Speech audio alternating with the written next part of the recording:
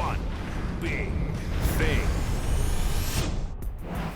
Steph Curry has played in 47 games this season for Golden State. They played 58. He missed 11 with an injury in November. He has had 10 or more three-pointers in 5 of those games. In the history of the NBA, no other player has more than 5 games with 10 threes in their career. Think about what I just said, because you heard it correctly. In just 47 games, he's done something only one other player has done for their career.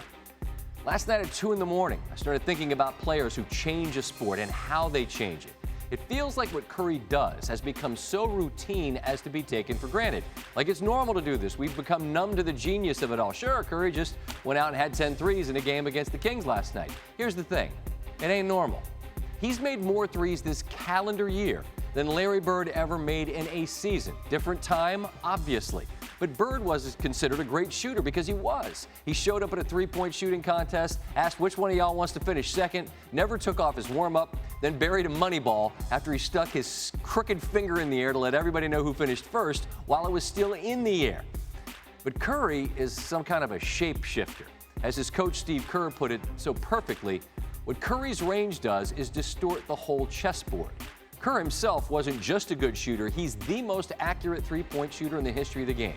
He had back-to-back seasons over 50%, but for his career, his high for threes in a game is 5. Again, different era. He wasn't a star, he was a role player. His role was to shoot. But he explained to me today that what makes Curry unique is that he isn't a spot-up shooter, he isn't a come-off-the-screen shooter, he isn't an off-the-dribble shooter, he isn't an on-balance or off-balance shooter, he isn't not an unlimited range shooter. He's all of them. All of them. And the best one of all of them. He's also only 30, turns 31 next month. And you know how much I dislike talking legacy for players still playing, but Curry's already got a legacy. You see it when players like Trae Young pull up from basically half court. They think they can distort the chessboard. But he's shooting 31%, had a stretch early in his rookie season where he went 8 of 59 from 3. People attempt to emulate Curry, try to do what he does, but he's the only him out there. He's made 10 or more threes in 10% of the games he's played this year. It's spectacular. It's the evolution of the game, and he is at the forefront. I mentioned the stat about Kerr, the most accurate three-point shooter ever, whose career high in threes in a game was 5. He did that 4 times in his career. That's 910 games. Curry's had at least 5 in 30 of the 47 games he's played this year. He might make this feel routine, but it's not normal. Tim Legler sliding in here. A guy that was a top 10 all-time three-point shooter yourself. And like I reached out to Kerr, I'm doing the same to you, and I guess what I'm asking you to do is help me understand how, as a great shooter, you consume what it is this guy is doing. I'd love to be able to put it in context, but what he's doing is really incomprehensible to all of us, even great shooters, right, and guys that did it for a living.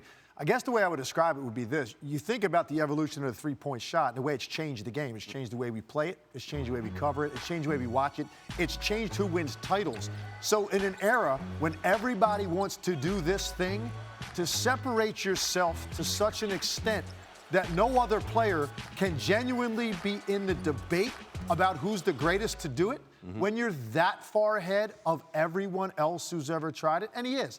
It's not debatable anymore. Right. That puts it in context to me what we're watching right now. It still blows you away, and it's still electrifying to see him do it every time. And you were telling me about a couple of back-to-back games in the Palestra where you went, what, 15 for 16? Yeah, you think about the college line went in my junior year, right? So I only had it 2 years in college. I shot about 50% from the 3 in college. Pretty good. Not bad. I had a 2-game stretch I'll never forget. Back-to-back conference games at the Palestra, 15 for 16 from the 3. Okay. I got smoke coming off my hands. Right.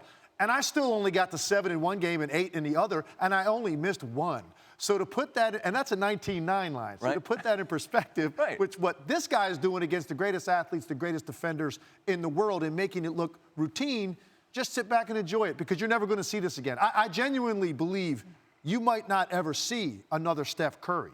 He's that accurate from that distance. I don't know you're going to see that combination again. I mean, no disrespect to the greatest 2-game stretch of your college life. That's just a random week for this guy. Like, you know what I mean? Like, no 15 to 6, like, that's what he does. That's just, thank you. I mean, I don't know. I tried, but no. It's a shooting genius trying to help us understand a shooting genius, and that's what that guy is.